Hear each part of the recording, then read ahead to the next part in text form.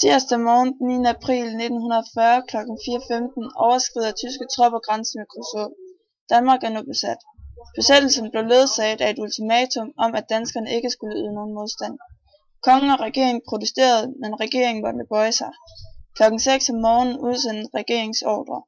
Alt modstand skal ophøre.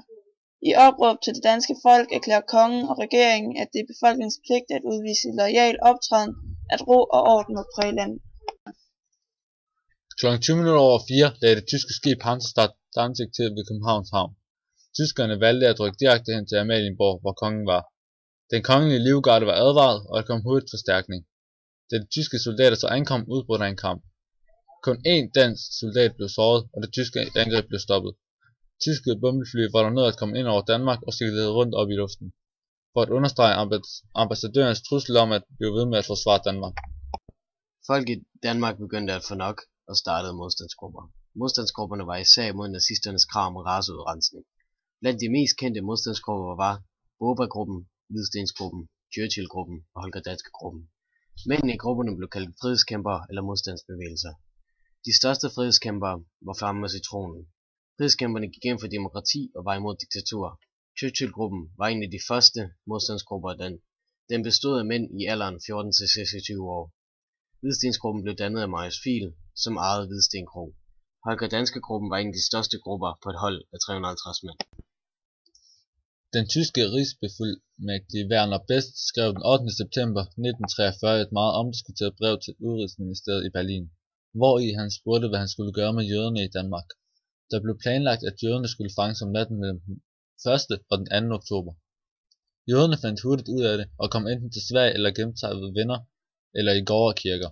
I en kirke blev 80 danske jøder fanget, efter at en pige havde røbet til sin kæreste, som var tysk soldat, hvor de var. Jøderne kom i koncentrationslejre, men kun 51 jøder ud af 450 døde, og de fleste var på grund af alderdom, eller at de ikke kunne klare sygdommen tyfus.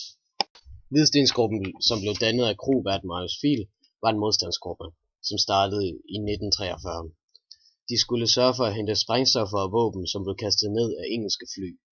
Samtidig kom der også faldskærmsagenter ned, som skulle huses og trænes, inden de skulle videre. Hvidstensgruppen blev taget, da en af de agenterne, som skulle lave sabotage i Aarhus, blev fanget. Han blev tortureret og mishandlet, indtil han sagde noget. 8 af modstandsmændene blev dødsdømt og blev den 29. juni 1944 skudt på Rødvangen kl. 4. Den danske modstandsbevægelse ofrede deres liv for Danmark. Kl. 20:30 den 4. maj 1945 kapitulerede tyskerne i Danmark. Dog blev det først for alvor den 5. maj kl. 8 om morgenen.